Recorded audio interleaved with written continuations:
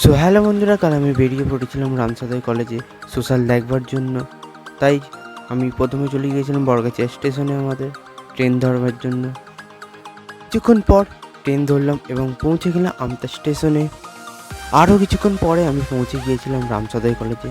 So দেখতেই পাচ্ছ এখানে কত সুন্দরভাবে সব কিছু সাজানো হয়েছে স্টেজটাকে।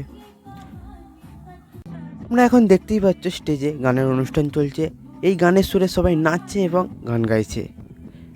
এখন তোমরা দেখতে পাচ্ছ স্টেজে আমাদের ফেভারিট অ্যালবার্ট কাবু উঠেছে, যার জন্য কত ভিড় দেখো তোমরা।